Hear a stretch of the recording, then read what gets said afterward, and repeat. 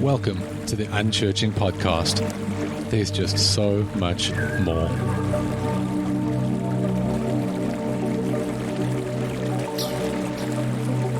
Here we are. Welcome back. Thanks for joining us again. You're going to take the lead for the most part this week. And yeah, we're going to try and do something different.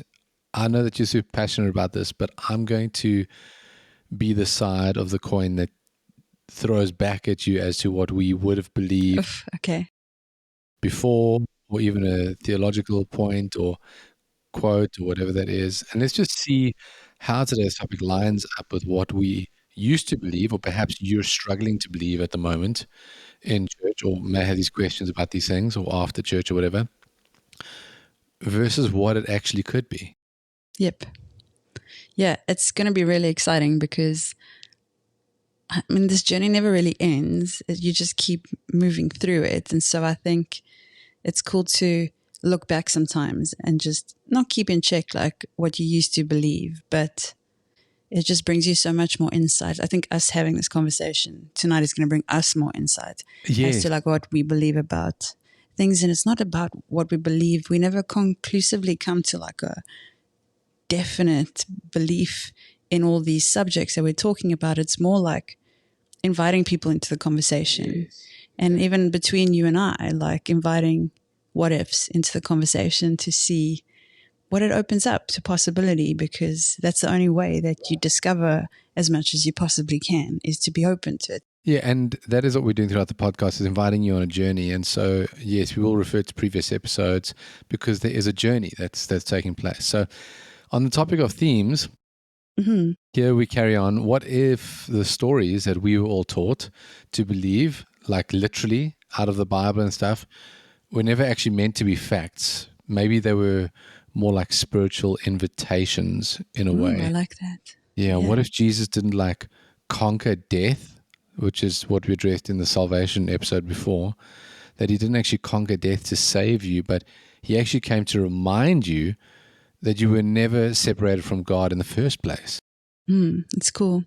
And there's two really cool themes that fit into this for me, because when I was figuring out, you know, we always have questions. We try to figure things out. Now I found like there's so much beauty and mystery, but in the beginning, you're really trying to figure things out. And so you ask the basic questions. And so after Jesus and salvation, once I'd kind of locked that in, that was last week's episode.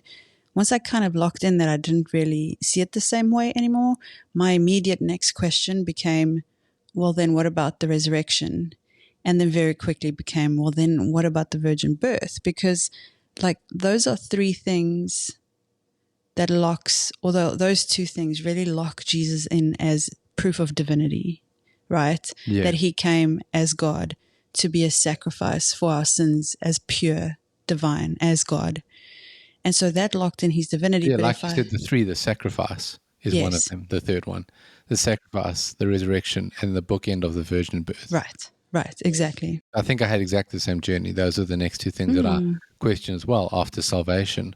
Because amazing. If he didn't come for salvation, what else did he come for? We touched on that, but we were told that the proof of Jesus' divinity was the virgin birth and the resurrection. Yes, exactly. So those are the things that make him worthy of making the sacrifice for you, is the fact that he's able to prove it in a way. And it's weird because that's exactly the questions I asked first.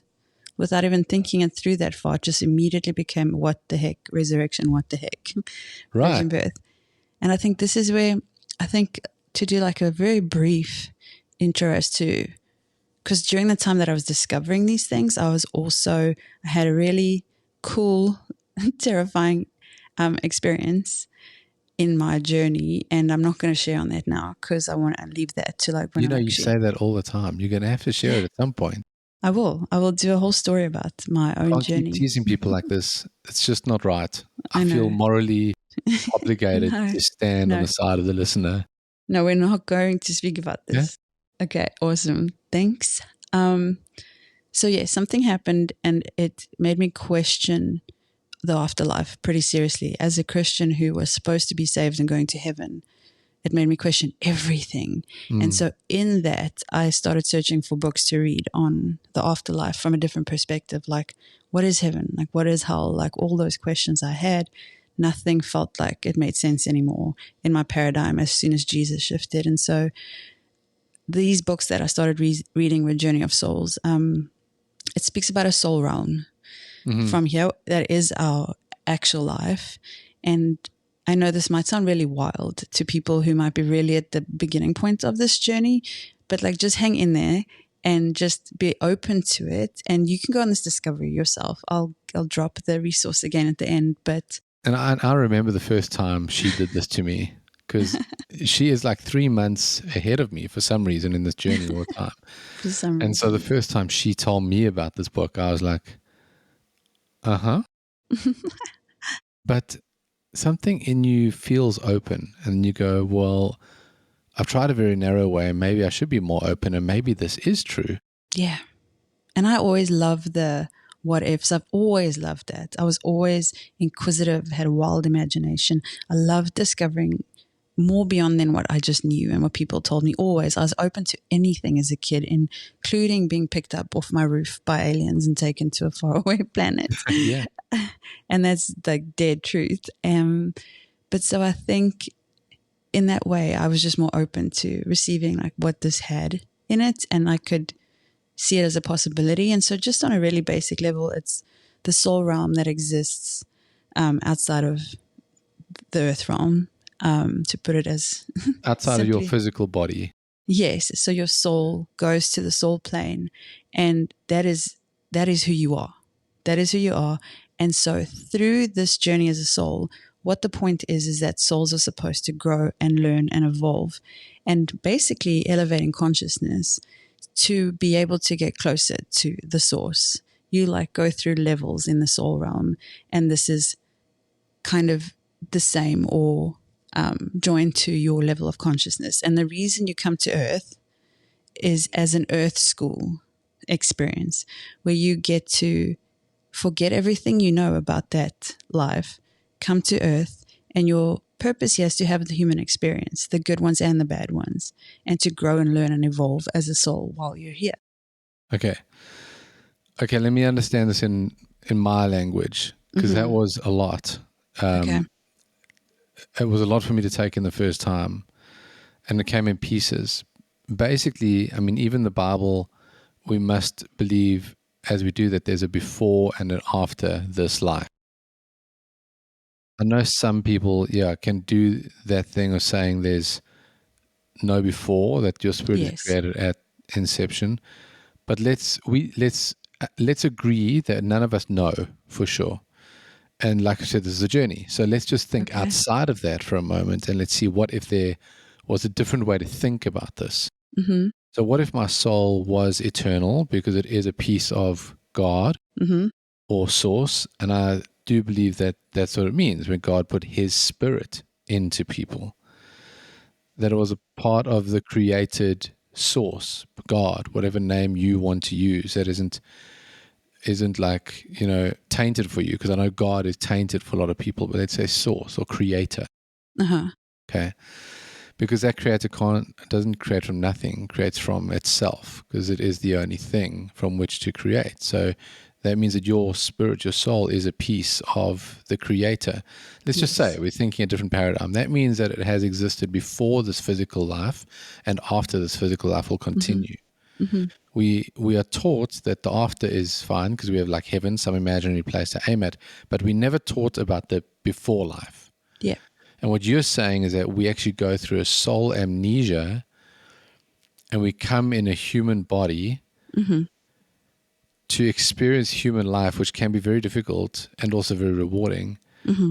But in order that our soul, which essentially is just using the vessel of our body, is here to learn through the human life process and evolve as a soul to return in order to become a more mature soul in that soul realm.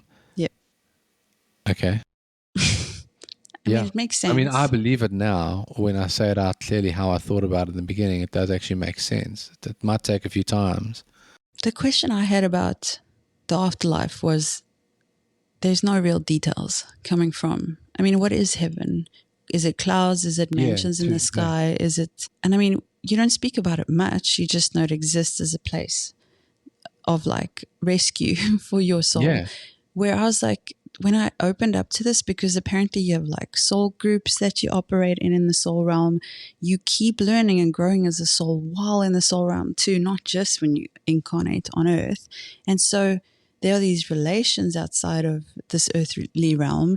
There's like people commune together. There are things that you do as souls, including studying and learning. Yeah. In the soul realm. And so I don't want to go too deep into this because I'd love to speak about that like further down the line. But I think the reason we're speaking about this is because when we refer to Jesus as a soul or an enlightened soul or being with regard to the resurrection and the virgin birth, this is where this will fit in. This is where this will make sense, because we're taking that viewpoint of the soul realm and Jesus being an enlightened being. And then we're going to try and discuss some possibilities about the resurrection and the virgin birth that might lie outside the Christian paradigm. That's what we're really doing. Yeah, I think it's powerful because, you know, we were taught these things, these stories, as if they were court evidence, like that proof literal, Jesus like they were literal. Was different from the rest of us, which really is a problem. If you think about, he's the example that you're meant to follow. That really does, it really always felt out of reach completely. Jesus, if you see Jesus as a felt conscious out of being reach. teaching consciousness, then you see it differently. Then it's actually attainable, because we'll go down the line of this at some point, because I'm still learning this very new, but depending on what sort of density soul. So in other words, we spoke about the progression of souls becoming more mature. Another term for that, as far as I understand it, is density. And with this comes different awareness, different consciousness, and the ability to do different things. So the fact that Jesus could walk on water, for example, you know, that meant he was probably a higher density soul than the rest of us on there. But the fact that we're not taught that, and we're taught that he was different to us, makes him unattainable. But what if these stories that are presented as evidence, what if they weren't meant to prove anything at all? What if they were just invitations, almost like spiritual parables, for the journey that we're all on, that we're all taking together? That makes sense. Because that shifts you from needing proof to seeing a pattern of growth, which you could follow, which was huge for me. So, one of the first things I thought about as well was the virgin birth. Yeah. And so moving on to that, I mean, do you want to give a little quick rundown of what coming out of our charismatic Christian movement? Yeah, okay, so I'll do like we said, I'll do the old paradigms, and you're going to do the awakening view. Okay, let's do it that way. Yeah. Okay. Cool. Okay, go. Okay, cool. So the virgin birth, let's see, Mary was a virgin to fulfill the prophecy and prove that Jesus was divine, because we were taught that sin was passed through the man's seed, which is like, it's, you know, it's a very neat little theological package, and it's also at the same time very weird. And it's kind of weird, and it always bugged me in a way, and I just didn't really know why. Like, it's kind of strange because Eve ate the apple first, but the sins passed through the man's seed. Oh, I never thought of that. Yeah, it is all kind of weird for me. So so Mary the Virgin, prophetic fulfillment, that made Jesus divine, and it had to be through Mary. Okay, which kind of, like you said, it's like a neat little package, because you can't take one thing out without disrupting the rest, and so it makes there are a lot of questions, like what about Joseph, and there are questions. I had so many questions. Okay, I mean, what, like, did you literally believe Mary had never had sex before? That's what virgin meant, like. Yes, absolutely. It was very literal, right? Yes, absolutely. She was virgin, and she was inseminated. It's funny how close you can get to truth and yet be misled. She was inseminated by a Holy Spirit. Okay. See, because I had the questions, but I just knew there weren't answers for them. So I didn't even think of a lot of this stuff when I was at church. But so did you know that in mystical Because tradition, Joseph was like, he like still turns around and says like, we haven't even consummated the marriage yet. You're pregnant. I'm like, this guy's really slow. If that's the case, that's really slow. We're talking we're 9 all months here Joseph. or whatever. No, she found out she's pregnant. So 3 months. When does a woman find out she's pregnant? 3 months? No, you can 2 find out months? before, but that's kind of the safe But space. still, it's still not the night of the wedding. I don't understand how that'll, or they weren't married yet? Ooh, controversial. That was why it was controversial, because they weren't. Yeah, so because they that weren't was married. the whole, and that was supposed to be proof of them not having had sex because they weren't married Yeah, yet. but also he could have been like, it's just the tip. Oh, I know, it was a step too far, but still, let's be real. that was very these are people. unexpected. Wow. Okay. Anyway, so back to the virgin birth thing. In mystical traditions, like virgin doesn't actually mean hadn't had sex. Did you know that? Oh, Yeah. It actually means, so think about this. It means unclaimed, untouched by a gender or pure in spirit. uh-huh. So it means that she was basically like a clear vessel or channel. She was a virgin cocktail. Yeah, with no alcohol in it. She basically. was, yeah. Yes, she didn't have all the things and the blockages. She was Mary. I think Mary was very pure and very like beautiful human soul and spirit, and that's why she was chosen. She was chosen because she was actually like biologically pure and like open to that and energetically available. So this is where if you introduce energies and frequencies into this, I mean, she was vibrating on a really high frequency. Okay, so that's fun. That makes sense why she was chosen. Mm-hmm. But what, like, it's her yes. So she's still saying yes to it. Yes. But then to what point? Still to bring Jesus into the world. That's not very different to the Holy Spirit, right? No, because it's actually pretty much the same thing, because that's what happened. Jesus as a soul was a higher level soul than when you come to earth as a human, right? He was a higher level soul. And so energetically, she was open to the process of a higher energy light being birthed into her without the biological means needed in our human experience, because this is a different level of reality. This is a different level of like consciousness to be in a place to understand and for her to take on this role. Yeah.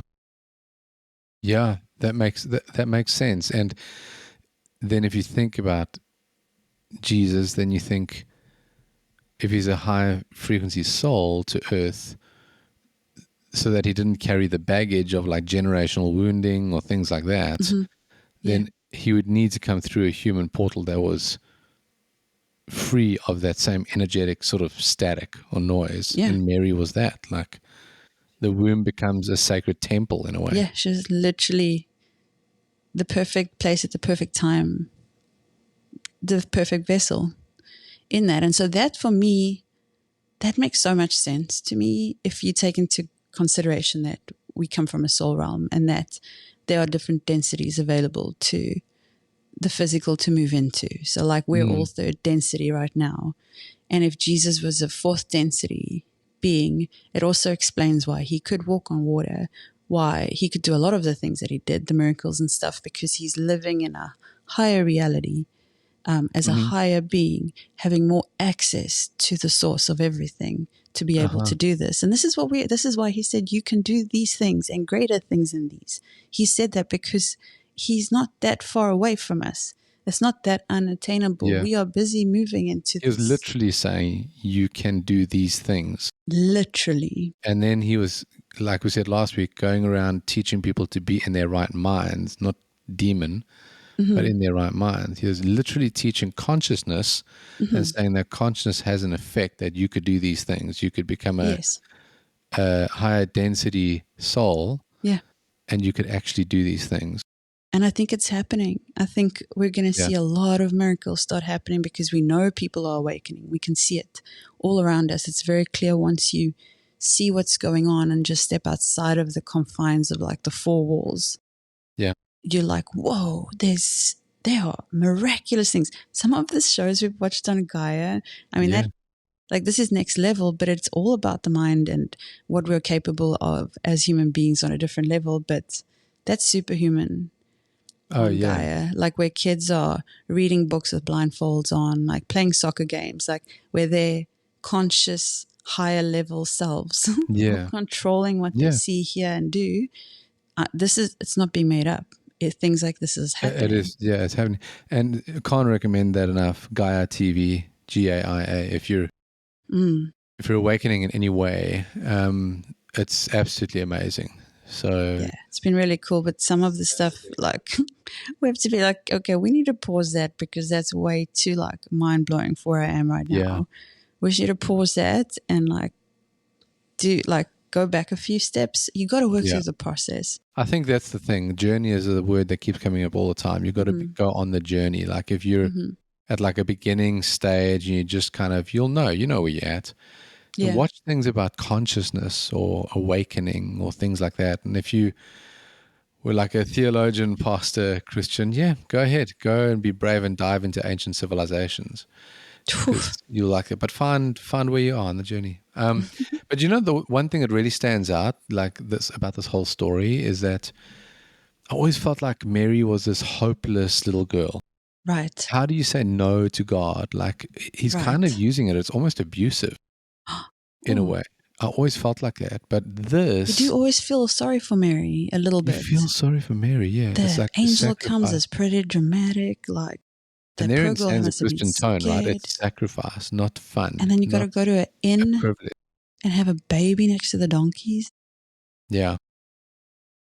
I wonder if that even really happened. That's a good question, actually. It's a very good question. But the point... Yes. Yeah, the point is that this actually feels like the first empowered feminine voice in the entire Bible. Yes. Right with Mary. I mean, maybe we could look in the Old Testament. Maybe there's some in there as well. But this really feels like the first empowered one. It's like she's not a vessel being used, but she's like someone actually choosing to say yes and actually living a life that way and actually making like this soul consent in a way. It's very powerful.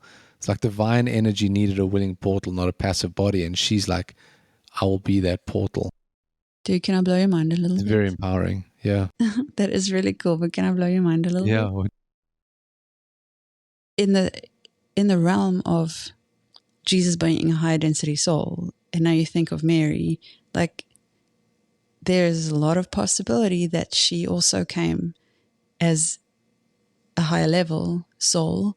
And maybe she was here in other lifetimes before, and maybe she's actually, I mean, there's so many possibilities of who she could be when you dive into all that stuff. And I will get to that like down the line as well. I read a really cool book about a lot of these divine feminine subjects who like Mother Mary, Mary Magdalene, and there's some from Asia, there's from America, and there's from somewhere else, I forget. But it's all these female feminine energies and powers that have been on earth for a long time. Yeah.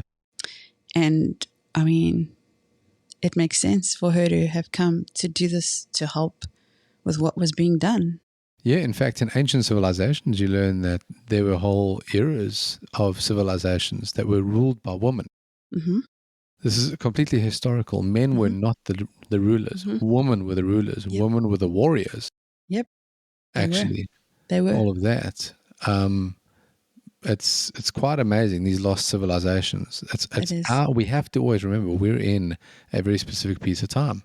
We have a short life to live, and even within generations, we're not seeing a lot of the picture. So to presume we know something without any doubt is pretty crazy. Yeah, it's insane. I want to jump to give like Joseph a little shout out.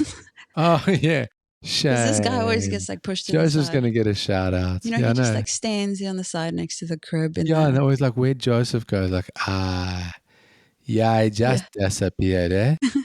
And And the guy that always played Joseph in the Sunday school plays, that dude just like followed Mary He just had everywhere. the beard on the side, And no lines, he nothing. never had lines, Joseph. He was usually like the super introvert, like Yeah. hold this staff with the beard, would never smile, which is Poor kind of what you guy. want out of a Joseph, because what's he got to smile about?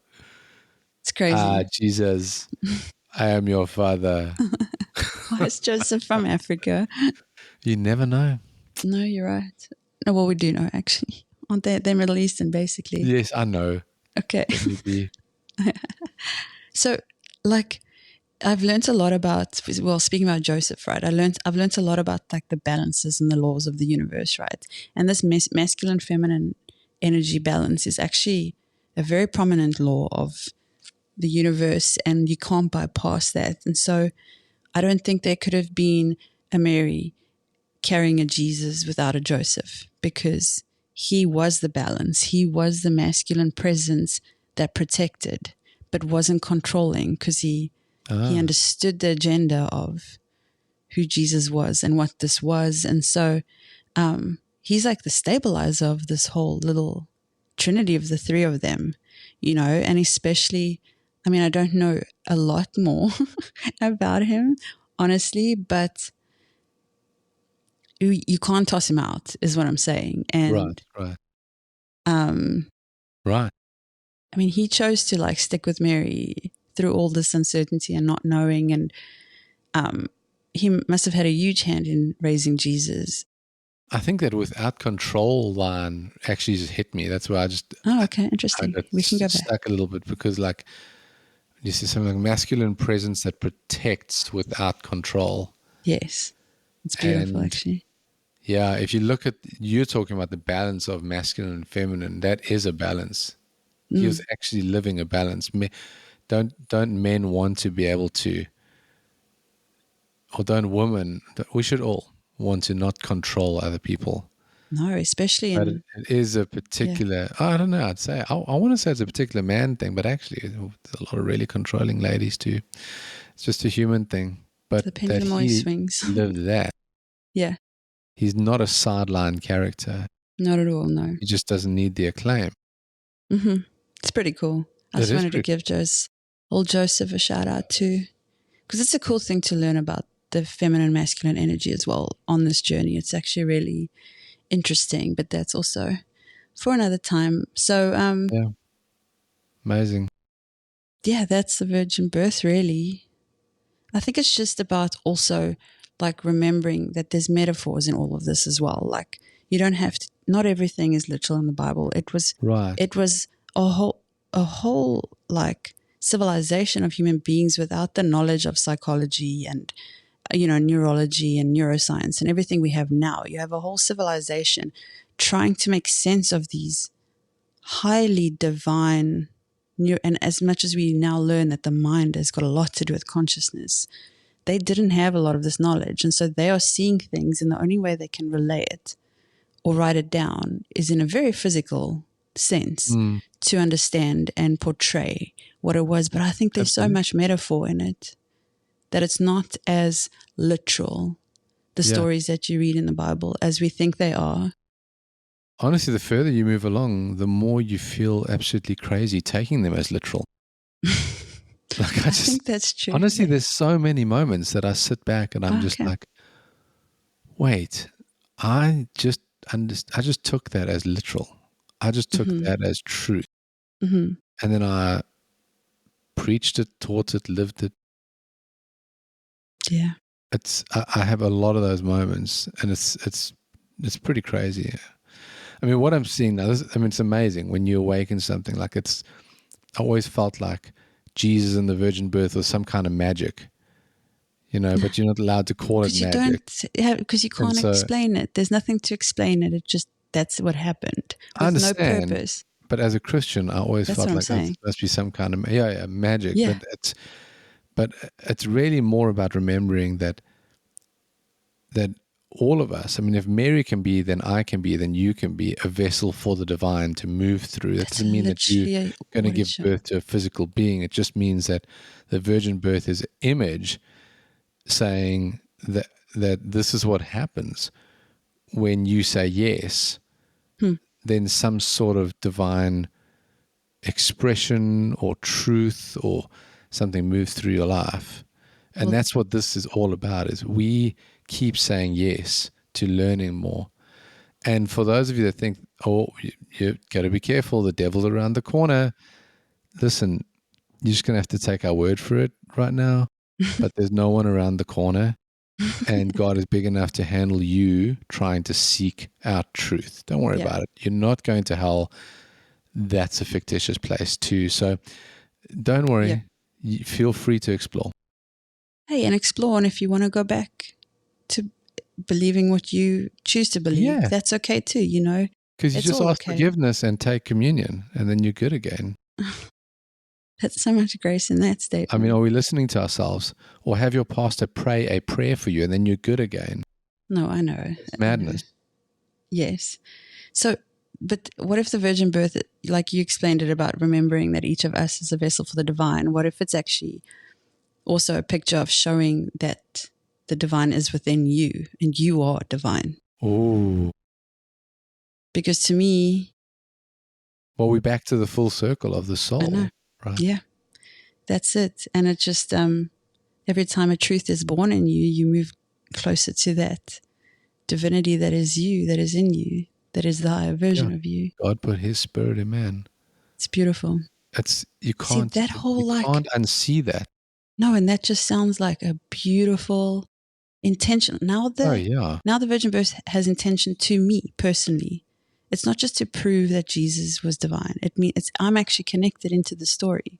I'm interwoven into the virgin birth because it's a literal picture of what you go through when you become that open to move closer to divinity and to the source and to figuring out and realizing who you are and remembering it.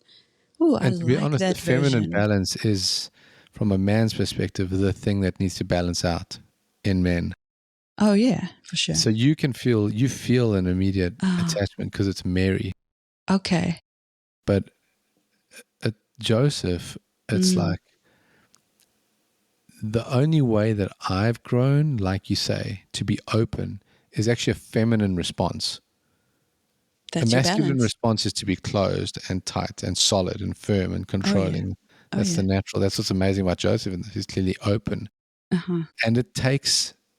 some people don't understand this journey, and some men will never get here and some will take the journey, but it takes a certain humility, gentle softening to bring out a more feminine energy in you in order to receive. That's true. I've had to give up my ego in order to receive. That's a massive part of this awakening process, is your ego gets in the way. That is exactly what it's about. So as a man, it takes you to be taking lessons from Mary. Yeah. And when we say ego, it's not like it's not just for people who's like egotistical or a narcissist. Oh, we all have to work through it. We all have an ego. It's literally that part of us that we call me, myself, my. When we say this is mine, this is me, it's that part of us that is us, but not the true us. Yeah. That is part of our psyche. And so when you awaken, that part like buzzes out, like it freaks out and doesn't know what to do because you're seeing things in a different way. But your ego still wants control. And the only way for you to allow yourself to wake up is to let go of that and not allow that to be in control anymore. Yeah. And so, I mean, it's a beautiful journey. And then recognize it when it's coming, and then let that bounce off you. Trust me, I'm trying to learn how to do all these things at the moment, and it's working. I feel freer. I feel more at peace. My mind is in a better space. The weird programs of the world that are here to create stress in our lives, that have been man-made for this very particular slice of history, that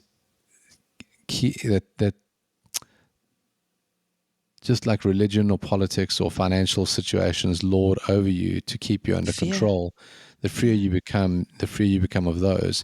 It's probably the very reason why Jesus had to come as pure through pure, because he's free of the programming then. And the karmic and he gets connections. to be free, which ultimately is why they killed him, because he was telling other people to be free of the program. So what we're saying basically is that the virgin birth has nothing to do with believing in biology and some weird biological miracle, virgin birth without sexual intercourse.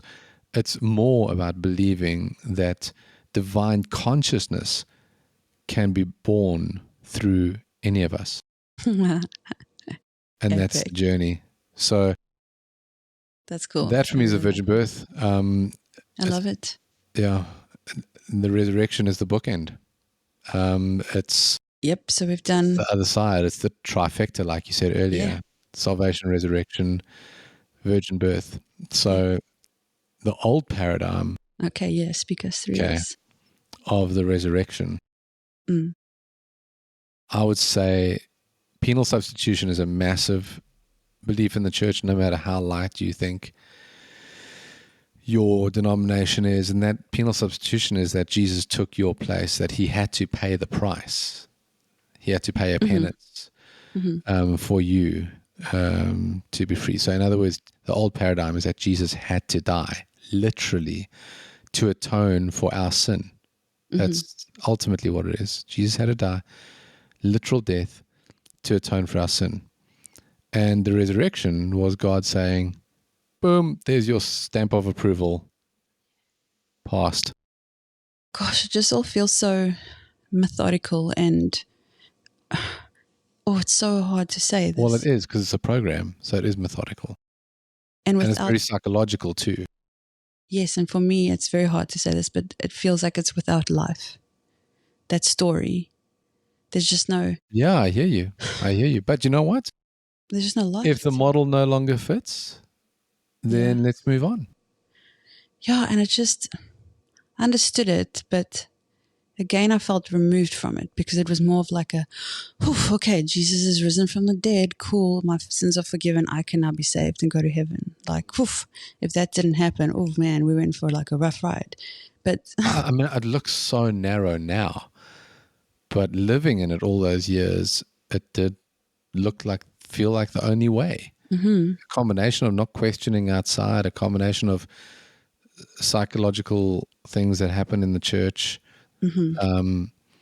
from leadership through to worship, through to atmospherics, all kinds of stuff. I don't know, from not having a real choice from when you grow up. You just don't question outside of it. I'm sure a lot of religions are like this. So, yeah, it's the old lens. So the old paradigm that Jesus had to die, that's what we believed. Jesus absolutely had to die. That he had to die literally, because else there's no resurrection. And the reason he did this was to atone for our sin. And then that the resurrection was God saying, okay, boom, approved. Thank you. That's the ultimate evidence that you followed through on what I told you to do in the garden. But so I mean, honestly, it starts looking so narrow, so uniform without life. Right, because it's a program, very uniform. Yes, it's just like, where do I fit into this? Also, what's the point of it? Well, it's so that we don't have to. Yeah, but being saved from your sins, it's a weird concept. It's just a weird thing. It's just the more I discover now and actually discover the source of everything and how much love is in that. Right. And that's just pure love. A lot of this doesn't fit in anymore. Because this really starts feeling like it's based on fear.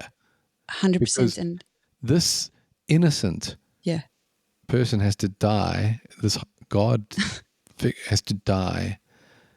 Literally go through all of this torture. Yeah. And then star in Passion of the Christ in order to show all the torture. Oh my gosh. And then atone for our sins.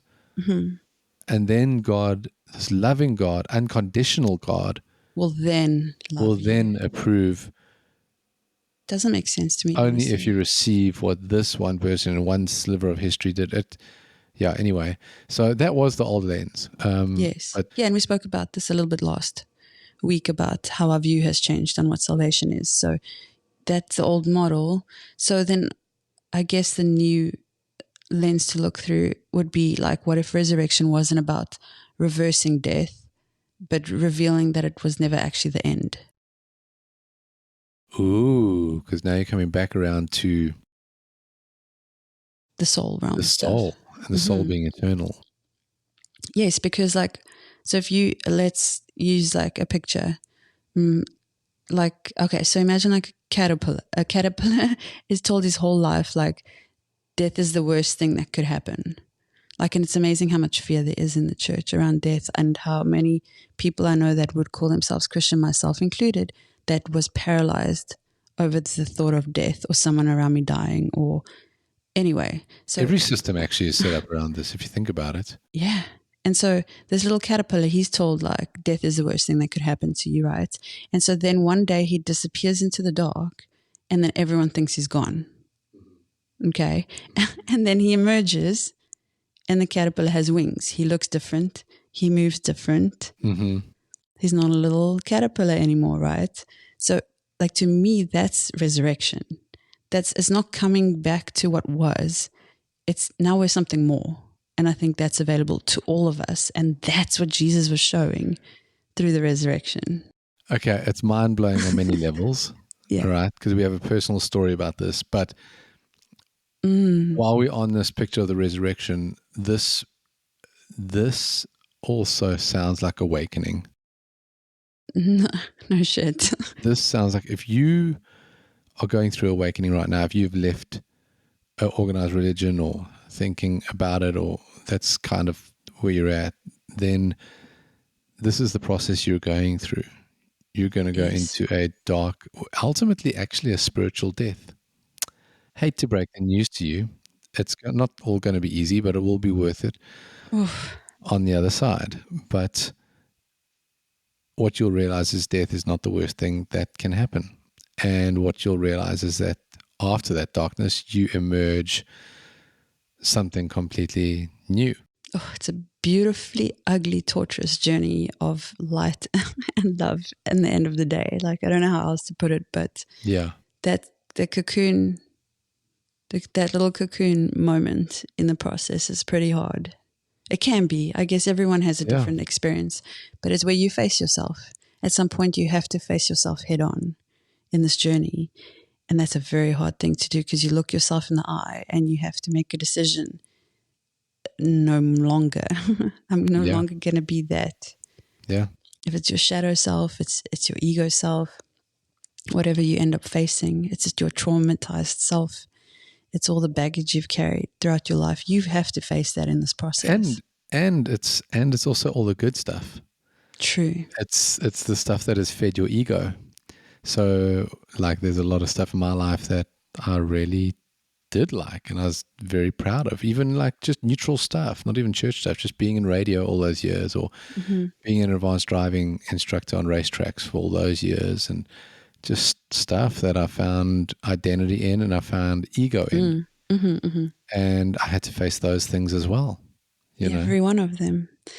You do, but it's, if we could recognize that in Jesus, if these are the stories we were telling about Jesus and the resurrection, it wouldn't catch people by surprise so much, you know? Yeah. Because he literally, step by step in his life, portrayed this journey that we are on as humans. Not some humans, not the ones that accept to be on this journey, all humans. Every single one of us have the opportunity to go through this process that Jesus was showing the world, not a group of Christians. But you have been wrangled in by religion, either because you wanted somewhere to belong, or it was vibey and there's a good community, or you were brought up in it, or whatever your reason was. You know, the thing is, you most likely did find a narrow sliver of the divine. Of course. Within that, you know, we did. But now this awakening journey is calling you to go broader and go wider. How do you know you're on an awakening journey? Pretty simple. You're listening to this podcast. The caterpillar thing was crazy because there were physical things in our life that aligned with that thing. And we only found out that analogy later, but we had to leave a house to move to an apartment. And that house, just the way it had been set up for years, starting businesses in there and everything we'd been through, it just felt like It was a cocoon. That was the word we came to in the kitchen one night, and then that was confirmed by many people just randomly. Yeah. So many people, when we had to leave that house, were like, oh yeah, it feels like you're leaving a cocoon.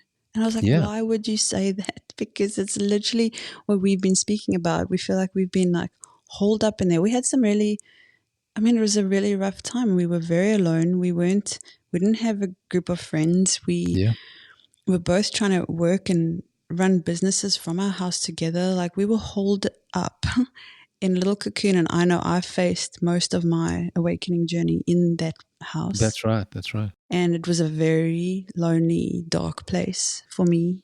And then being forced to move because we had to, our landlord was selling, it was like a little bit of breath of fresh air and we could see the light again slightly. Yeah. They for a even while. offered us to stay on at near the end point. It's true. And we chose at that point to move because we felt we needed the change in our lives. Yeah. That cocoon thing had become so real because the only thing you think about coming out of a cocoon is a butterfly. And so when you start feeling this depth around something, and I'm telling you this because you might be having these experiences in your life, and the important thing is not to ignore them, And because don't there's give a lot up. that happens in the physical that is there for you to pay attention to. Mm-hmm. And there are prompts and things that happen and are given to you along the way. And so, we moved to the apartment and we really felt, okay, well, a butterfly doesn't spread their wings and fly immediately. They first get balance on a branch or wherever they are. They get balance. The wings stretch out and strengthen. And then when that moment is right, they take flight. And so we very much felt like we were moving to a branch, to a perch. True. And this is where you find us now, on this perch, on the journey, and inviting you along the journey.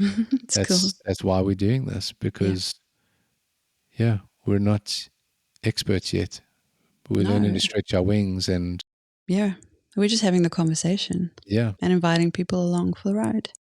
Yeah. So if you're saying Jesus... Yeah. Sorry, I'm trying to just understand. You're saying that he was becoming something more. Yes. Okay. You said it wasn't about resurrection, but what if him... It's a picture of him becoming something more that he's mirroring to show us that our... Oh, yes, because we're following in his... Yes, our role here is to become something more too. So then... What's the more? Okay, but so the question is, like, we have these stories in the Bible of Jesus appearing to disciples, being seen along the road, but they didn't recognize him at first because he looked different.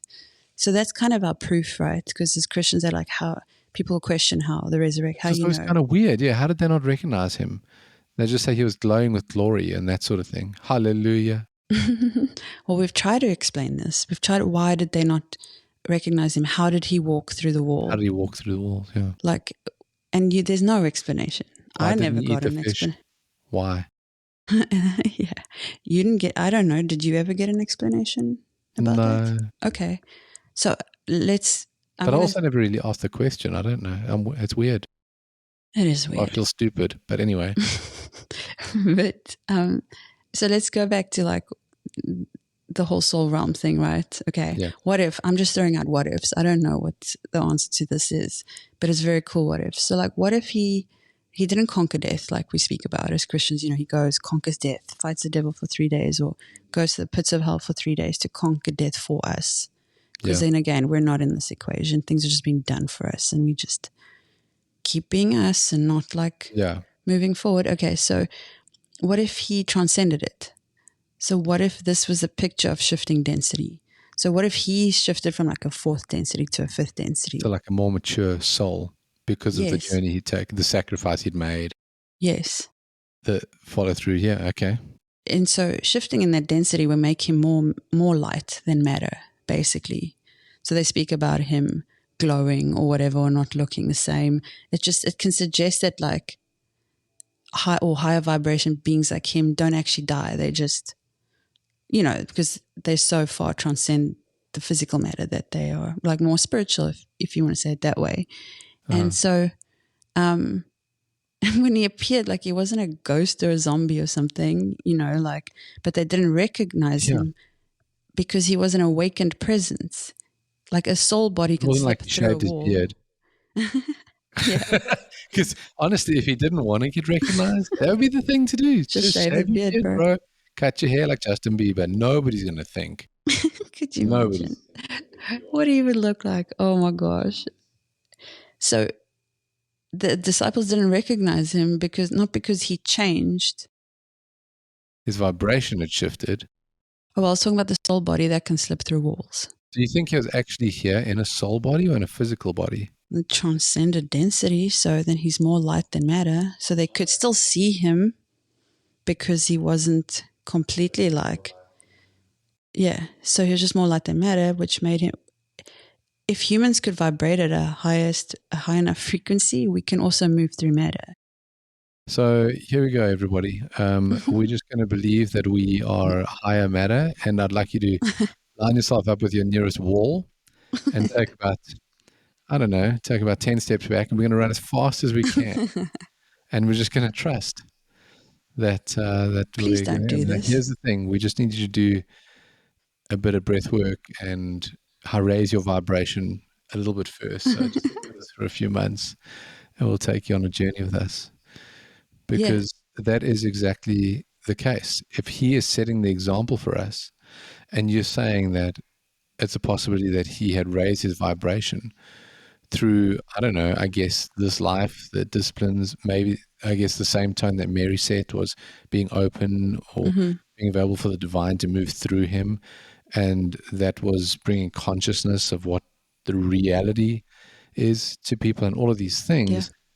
And then he turns around and says, we will do these things, and greater, that word greater actually, I'll just share a little bit with you in the Greek, actually means more things, not like better things. We get that wrong in Christianity. It actually means more. It's obvious because there's more of us. Right. So, I mean, yes, of course, we would do more than one man. But the point is that he says we can. So our role then, our pursuit then, by his example, is to raise our vibration. Yes.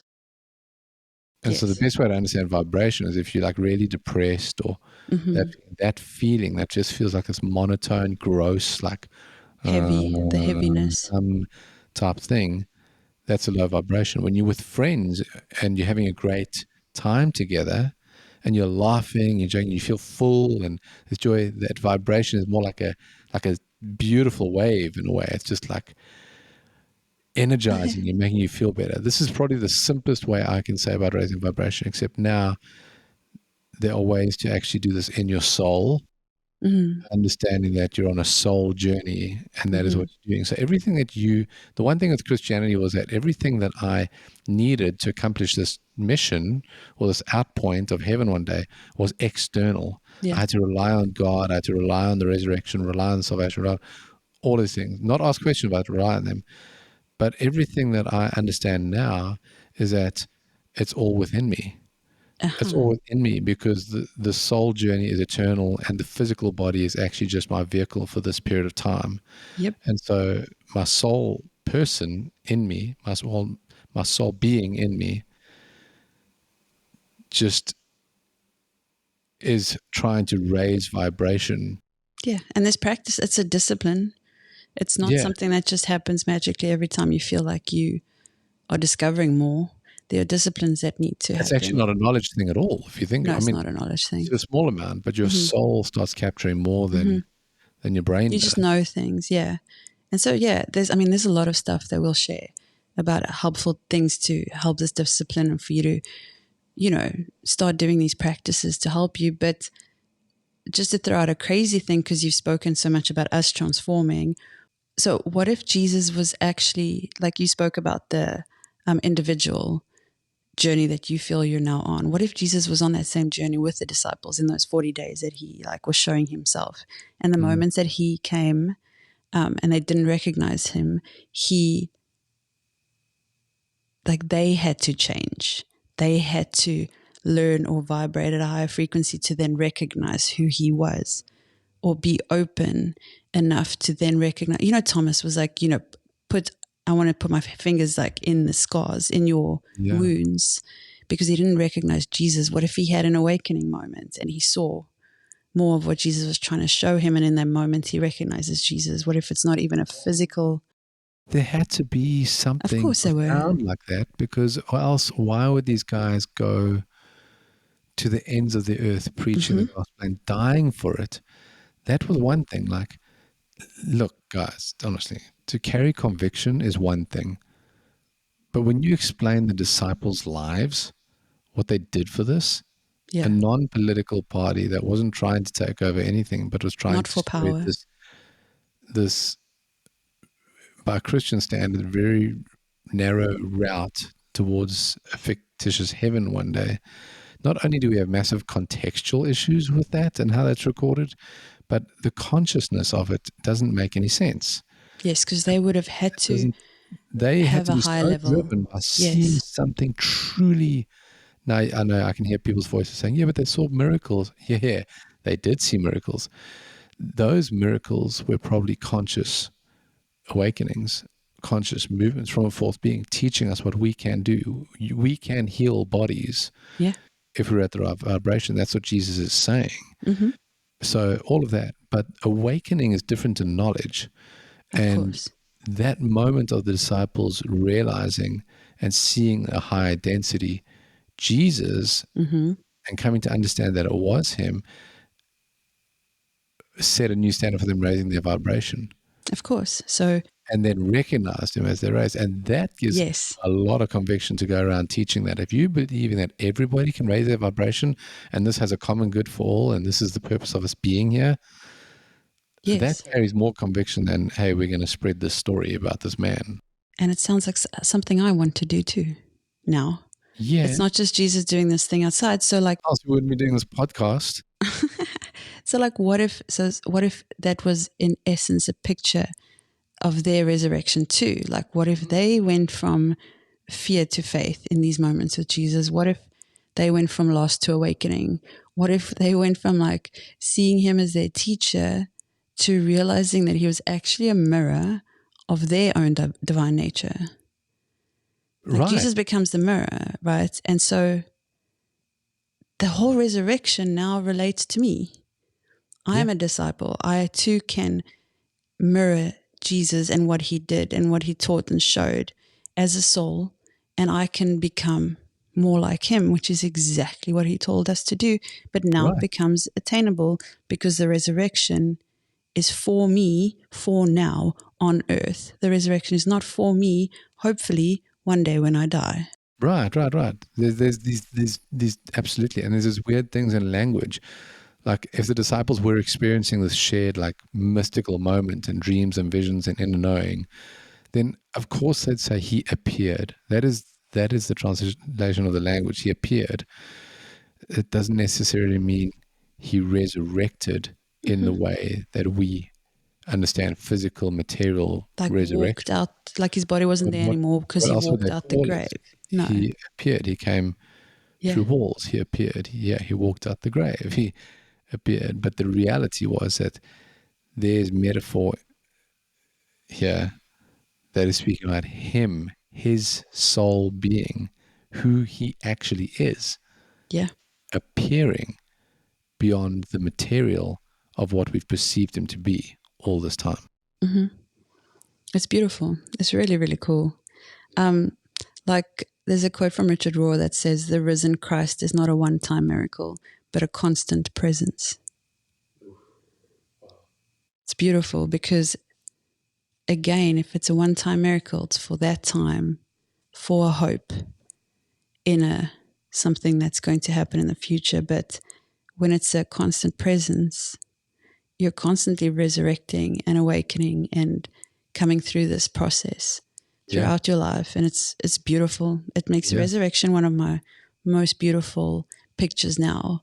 And I never really saw it as anything other than an end of a transaction before.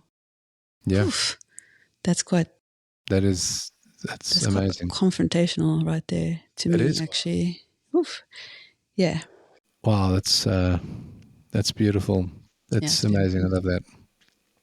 So in preparing for this conversation, everything you've been learning and reading and all this stuff, if you could sum it up in like 2 or 3 points, what is the point of this conversation about the resurrection?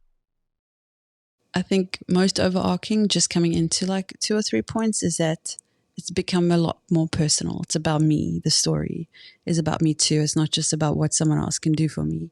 It really pulls me into the equation. Your And journey too. yes, Yeah. it's beautiful because it's like, oh my gosh, I can see it now. And He said, copy me. literally, Yeah. I know. And so the things I would take away is like, I think we get stuck in religion on like trying to find the answers to all the questions, right? We got to step beyond those conversations. Like, what is the bigger picture? Yes, there's so much more. And so then it becomes this magical thing. It's not about those little questions. It's about what happens when your soul remembers that it was never separate from God, because that is the picture. That is the big takeaway from the resurrection. That death does not exist. There's no death. You're not separate, and you're transitioning through this earthly realm and going back to where you've been probably a very, very, very, very long time. Yeah, and if you're doing that to grow as a soul, which is remembering the mission you came here for. Yes. As Jesus grew as a soul, he set an example for us. And he knew he wasn't separate from God. Consciousness grew and spread. And the extent to which his consciousness showed love to the world through dying on the cross. Yep. So either way, he transcends through this journey to a higher density or more mature soul. Yes. And sets the example for us, showing that death is not a thing. It's just a transformation into a higher density. It's your physical body, not you. Yes. Yes. Because we aren't that. We aren't our ego and we aren't our physical body. We are that which exists in it. And there's a very high version of you that you can get to. But so in proving that, they always say Jesus proved his love on the cross for us by dying for. But what if the moment it's when love actually proves itself stronger than death, and that's not where it stops. It's like in you too. Right. Love is stronger than, love will prove to be stronger than death within you. It's just a beautiful picture of where our journey's heading if we're open to it. It's amazing. So resurrection isn't Jesus doing something for us. It's showing us what is in us. What we're capable of, our journey. It's such a beautiful, he literally says it over and over again. I don't know how we confuse the two. Yeah, that even in grief and death and endings, that there's always something in us that wants to rise. And that is a resurrection in your life waiting for you, or what you're going through right now. Awakening is a resurrection. And so it becomes very sacred. It's true.